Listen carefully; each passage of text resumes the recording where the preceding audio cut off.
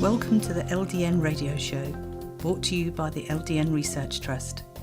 I'm your host, Linda Elsiegood. I have an exciting lineup of guest speakers who are LDN experts in their field.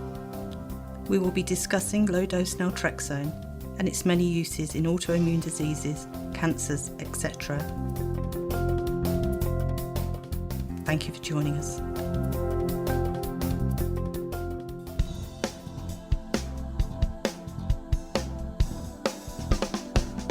Judy Tsafrir, MD, is a board-certified Harvard faculty member with a private practice of holistic adult and child psychiatry in the Boston area. Her special area of interest is environmentally acquired illness, in particular mold toxicity and the chronic inflammatory response syndrome. Her website is judytsafrirmd.com, which is JUDYTSAFRIRMD.com. Phone number 617-965-3020. I'd like to welcome my guest today, Dr. Judy Tsafrir. Thank you for joining us today, Judy. Thanks for having me, Linda. I mean, you were telling me you were from Boston. In your practice, what is the patient population that you treat with LDN? I'm a psychiatrist, a holistic psychiatrist. I see both children and adults, though more adults than kids. Mm-hmm. And people seek me out because they do not want a conventional psychiatric approach to their depression or anxiety or whatever it is that's troubling them, which is typically just the prescription of pharmaceuticals and perhaps some sort of counseling.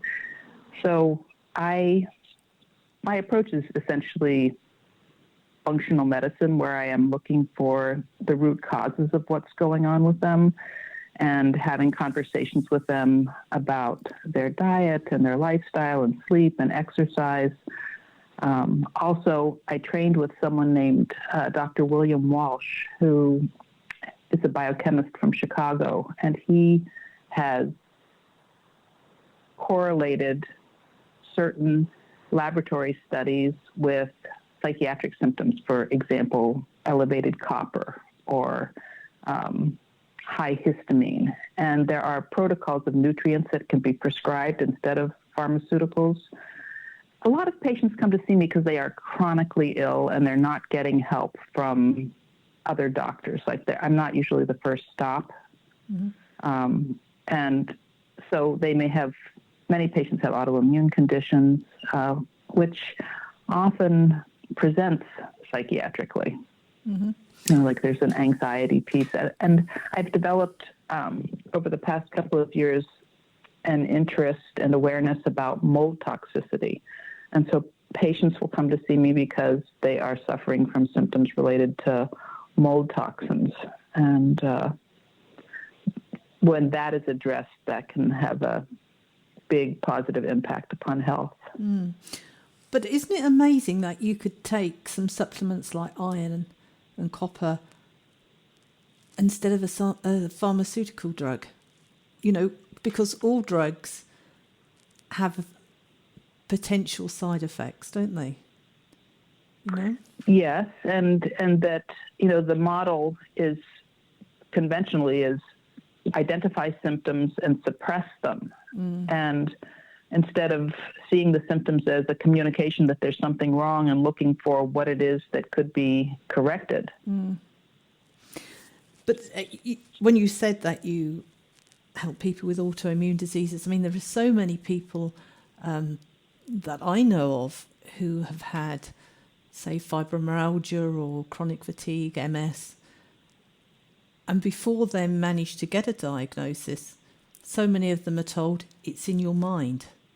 There is really nothing wrong with you, and that is very depressing.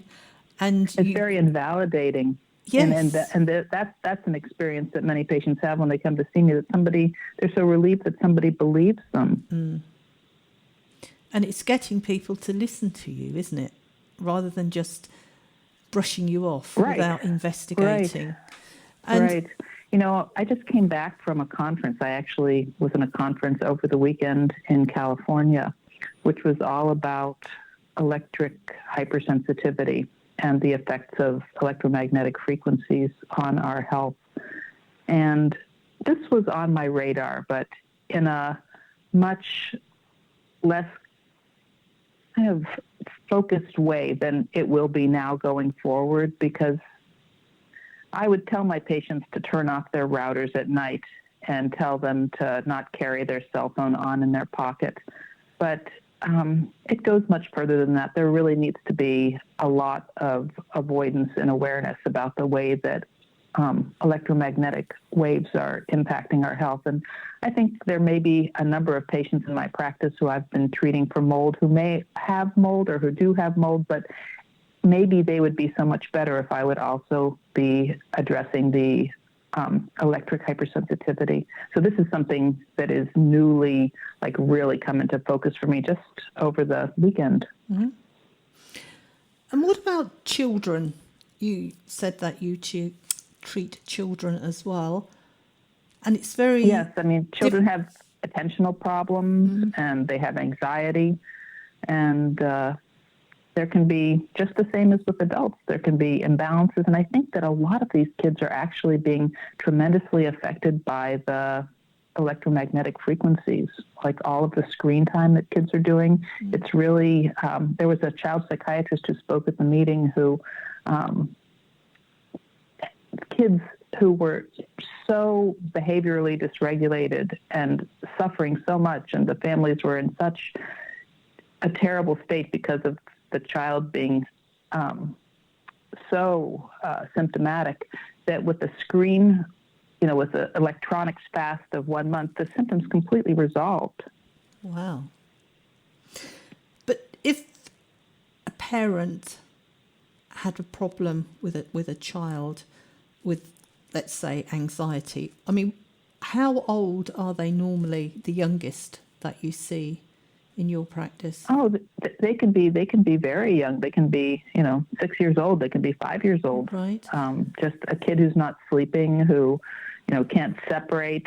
I'm trained originally as a psychoanalyst, and my model previous to learning all of this functional medicine would be to really think that there was some kind of psychological dynamic going on between the parent and child, which there may also be, but there is so much to be understood in terms of what can be going on biologically in addition to all of that. Mm-hmm. And would bedwetting come under that umbrella as well? Would what? Bedwetting. Bedwetting, of course.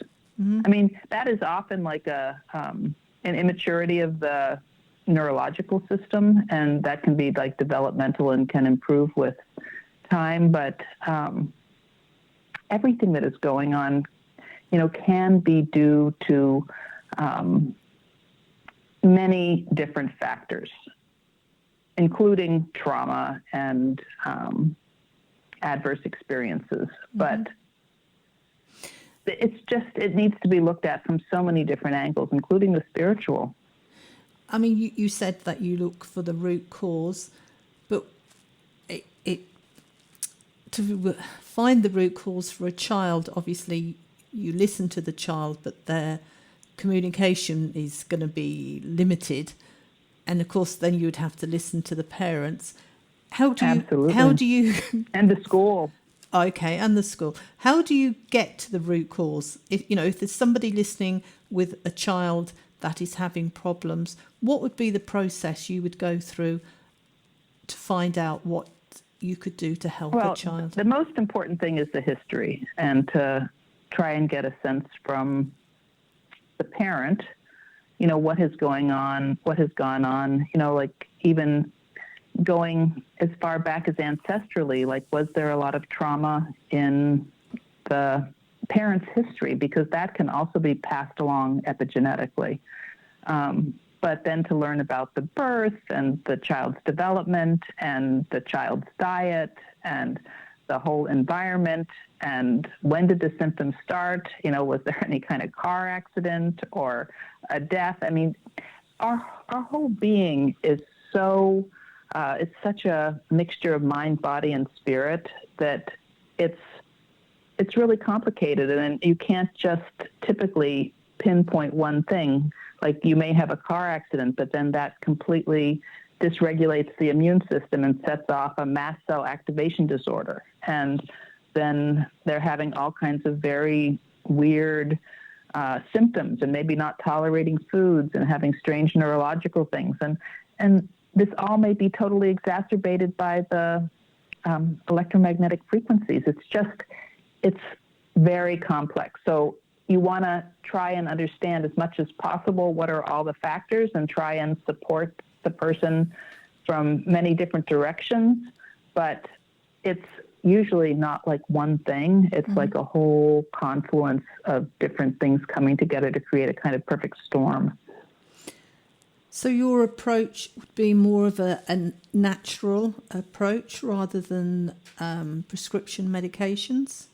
Is that Absolutely. right? I mean, a lot of times people seek me out because they're on medications and they want to get off of medications. And the typical approach for a person to get off of medication, many psychiatrists are not willing to take patients off of medications. They're afraid that the patient will become destabilized, and when they'll reduce the dose of medications way too quickly, and then a person will have a withdrawal syndrome from withdrawing from the medications, and then the psychiatrist will mistakenly believe that this is like proof that you do need it for your anxiety because you are having problems. But in fact, it's like a withdrawal syndrome and not the original problem.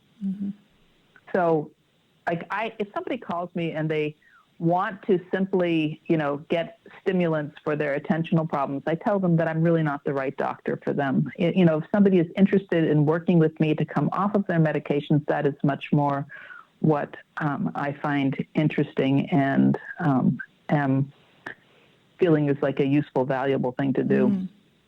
And what's your success rate with getting patients off pharmaceutical drugs?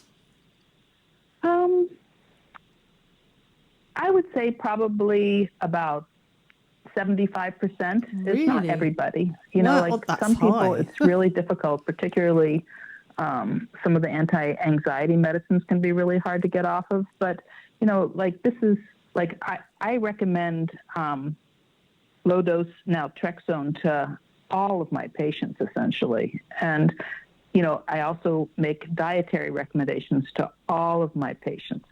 And I make recommendations about, hygiene with their electronics equipment, and about exercise, and about sleep.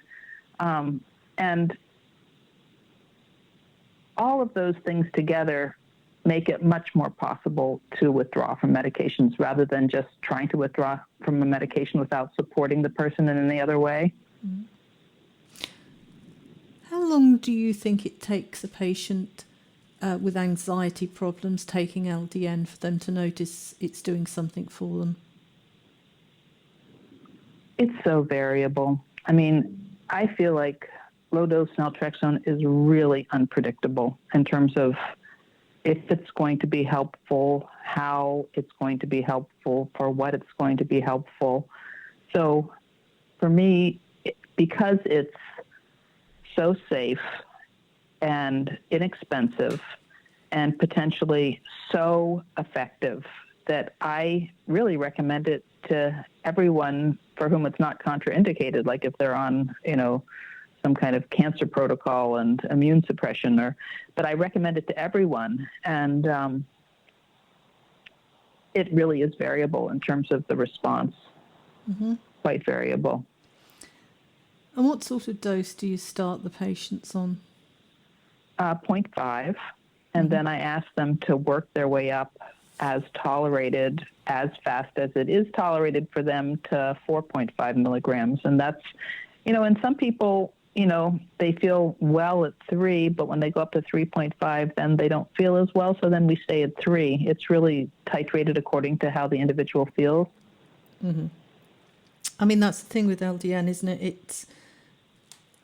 unique to that person. You can't say unique to the person. exactly, because some people find that 2.5 works really well. They go up to 3, they don't feel as well. But Right.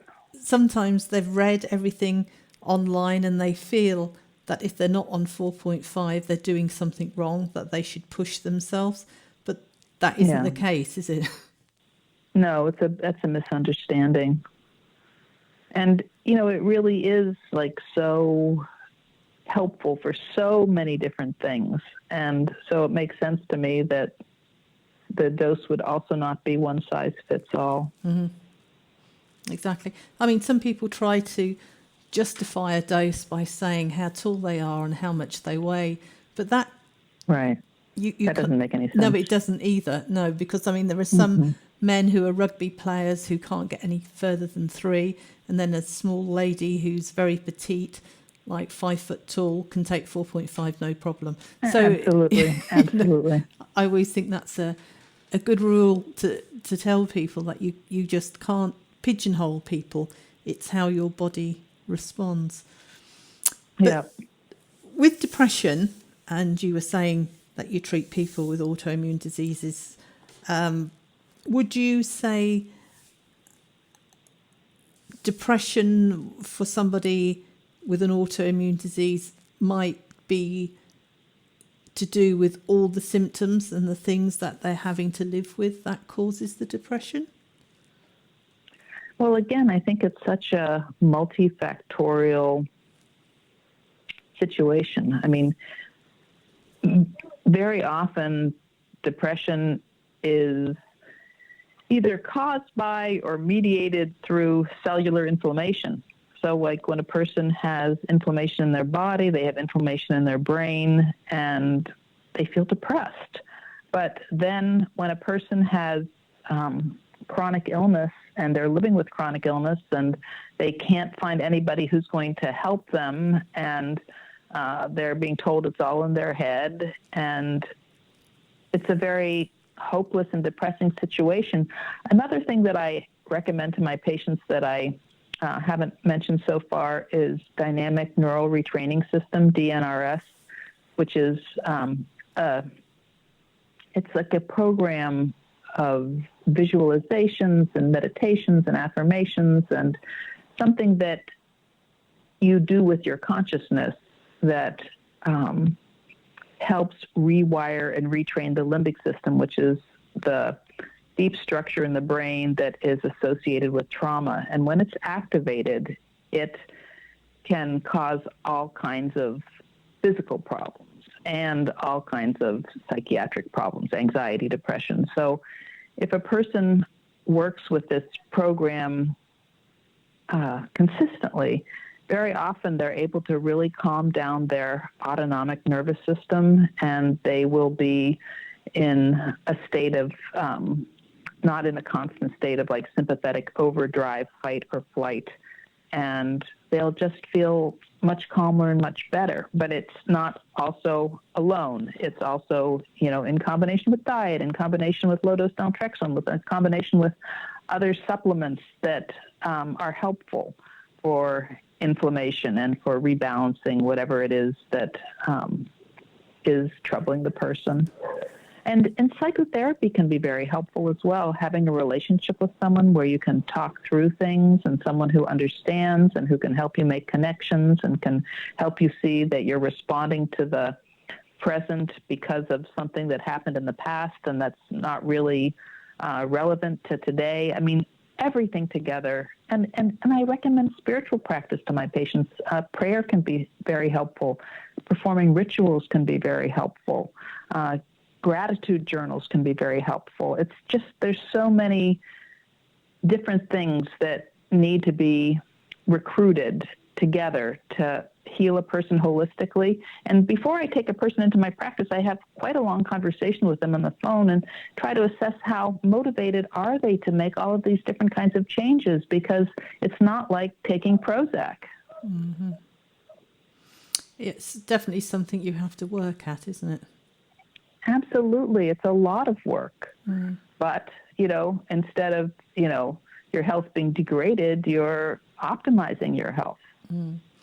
But it's very easy to keep things to yourself in like a family situation, not talking to family and friends, but to actually be able to talk to somebody outside of your circle. You can say what you like. You're not going to upset anybody. They're not going to Right. feel you don't have to take guilty. Care of them. Yes, You don't have to worry exactly. about burdening them. Yeah. And also there's somebody who is hopefully very trained and experienced in listening to people and knowing about what are dynamics like in the family and understanding a lot about human nature and the way people feel. I mean, I also think that meditation and yoga and Tai Chi and all of these kinds of mind, body, spirit practices are tremendously helpful and stabilizing and helps one not totally identify with whatever, upset emotion one is feeling at the moment, that there's more equanimity and more peace brought into the person's life. Mm-hmm. I used to do a lot of yoga, and I learned at a very early age to put myself to sleep. Yeah. And it still works today. The deep relaxation and your breathing and focusing. Yep. And I can, even if my mind is spinning, if I can just stop my mind and actually relax and focus, probably about 2 minutes and I can be asleep. See, that's just like a practice, something that you've learned, and it can be taught, and it's just so useful and so much better than taking Ambien. Instead of taking a pill that, maybe then you feel like very tired the next day and forgetful and spaced out. I was going to say, who would want to feel like that? Waking up feeling like that at the start of the day. Yeah. Doesn't sound something we would want to do. But I can remember when I was very sick and people would say, family, and look at you, how are you? And I would say, oh, I'm fine. Because you didn't want to say, well, actually, I'm anything but fine. Right, right. And I mean, and also when you're feeling that way, you feel like you don't want to burden people and, that you can't really turn to people for help, and there's some kind of shame involved in the whole thing, like what's wrong with you that you don't feel fine. And yes. I mean, a lot of times for, that there's like, we're not, for many people, like in Boston, we're not living in a war-torn area. Like it's not like there's food shortages and bombs going off, and yet people are feeling terrible. But there's nothing to point at like that. Yes. Yeah. Well, I can remember being rather concerned that every week I was deteriorating and it was noticeable. And I can remember lying on the sofa and my cat lying on my chest, and it hurt. And my mother was here and she took him off me because it was uncomfortable for me. And I was thinking, if I keep going downhill like this, I'm going to die. And it was really scary and it was frightening. And I had nobody that I felt I could say that to. Am I going to die? Terrifying and lonely. So lonely. Because like it's not surprising that people become suicidal in that situation. They just feel so alone and so desperate, and there's no like light at the end of the tunnel. Yes. But luckily for me, there was LDN at the end of the tunnel, so I had the light. So that really just turned things around like really quickly? In 3 weeks. I mean, oh, wow. Just very quickly, the left-hand side of my body was numb with pins and needles. I had cognitive problems. It was like English had become my second language. Couldn't recall vocabulary, got everything muddled. I slurred my speech like somebody had had a stroke. I started choking on my food, forgetting things, tripping, falling, stumbling over nothing, lost the leg strength in my left leg, had double vision, I lost the hearing in my left ear, had twitching muscles, restless legs, and pain. And I'd been told at that point by the neurologist, who checked me over and sat me down and put his hand across the desk, shook my hand and said, I'm really sorry, you're secondary progressive now, and there's nothing more we can do. And he opened the door to he show thought you me had out. multiple sclerosis? Yep. Mm-hmm. Yeah. It's terrible. It's terrible. And, you know, and you're sort of taught in medical school, if a person has one symptom, okay, then you try and help them. If they have 10 symptoms involving 10 different organ systems, then it's all in their head. You know, then it can't be real, you know. Not understanding that is more and more and more common these days with all of the toxins in our environment and all of the electro smog and the GMOs and the degraded food supply, that this kind of chronic illness is more and more commonly seen with involving multiple organ systems and doesn't fit any kind of classically recognized pattern. But in 3 weeks, and I'd lost my bowel and bladder control as well, but in 3 weeks, I started cognitively, in my head it was like a television set not tuned in, and suddenly somebody was tuning it in, and I started to be able to process thoughts, be able to see properly. The hearing had completely gone in my left ear, and that started to come back, and it was amazing. It was absolutely amazing. But it did take me 18 months to feel like fully recover. Yeah, I mean, I still know I have MS, and I have learned to work around things, but I can achieve things again, which was very devastating. I can remember I had to go and see the company doctor, and he sent a letter, and it said that I'm a workaholic, and he said that I was unemployable for the foreseeable future, and that was just like a punch in the stomach. It physically hurt. And I kept this letter for quite a while, and then I'd come across it and I'd read it and I'd have the same reaction. And one day I thought, why am I reading this letter? If I shred it, I haven't got it anymore and I won't be able to read it and it won't depress me. You know, I know it was there, but I don't need to physically keep seeing it. But my whole point was to prove everybody wrong. Right. But I mean, was the only thing you did low dose naltrexone, or did you also do other things in addition to that? Did you took attend to your diet? Did you? I didn't do any because I was in a situation that I couldn't cook for myself. My diet actually got worse originally. My husband, the best he could do was just to put something in the oven that was frozen. But gradually he learned to cook. Because I couldn't get out of bed, I was asleep most of the time, which was a blessing because I really didn't feel well. But as I improved and he improved, we started to get a better diet. But I didn't become gluten-free, dairy-free and processed sugar-free for quite a while. I was given 3 courses of intravenous steroids in an 18-month period, and the first 2 was only 6 weeks apart. I'm a very pale person, and my face blew up, and I looked like a tomato. I was so red and so round, and I gained 50 pounds in this 18 months. And then, I was a type 2 diabetic. I was then put on metformin. But and it was very difficult to lose the weight, not being active enough, and exercise was too tiring. Still is to a point. But there are certain things you can do. But once I changed my diet, I managed, and I'm now classified as a diabetic in remission. So I don't have to take the metformin anymore.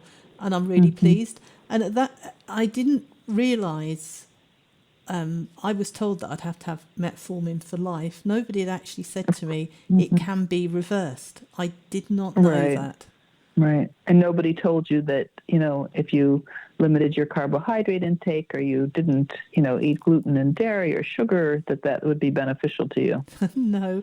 My mother Unfortunately, she had cancer, and it was lots of other issues, and LDN didn't work, which knocked my confidence in LDN a little bit because I really wanted it to work. But anyway, my mother, there she was dying, and all she was worried about was the trauma that it would cause me with her dying. You know, what's going to happen? I'm not going to be here to look after you. You know, she was completely selfless. And she asked the doctor to look after me after she'd gone. So the doctor wanted to see me. I went to see her, and I said, you know, I was doing fine, and that I really watched my diet, and I was telling her about it. And she said, why are you doing that? And I looked at her, and I was feeling very sad because I'd just lost my mother. And I looked at her and I thought, seriously, you're asking me why I have changed my diet? What do I say? It's incredible. And I just said, because it makes me feel better. I just couldn't bear the thought of explaining to a doctor why I had changed my diet. But I was really pleased, the fact that I don't have to have the metformin. But it was quite funny because I was given metformin initially, and it was I don't know what brand it was, but it was so strong that the nausea was so bad. I really couldn't tolerate it. I couldn't bear to eat anything or move my head or talk to anybody. It was awful.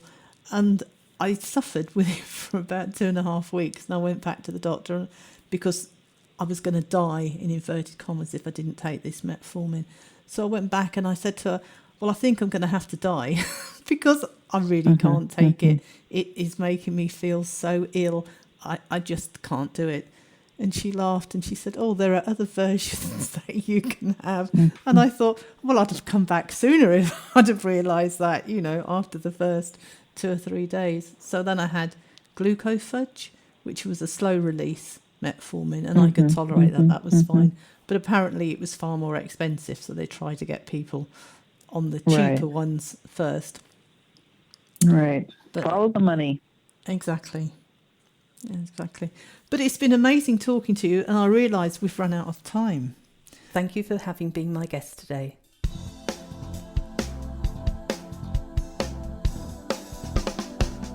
Judy Tsafrir, MD, is a board-certified Harvard faculty member with a private practice of holistic adult and child psychiatry in the Boston area.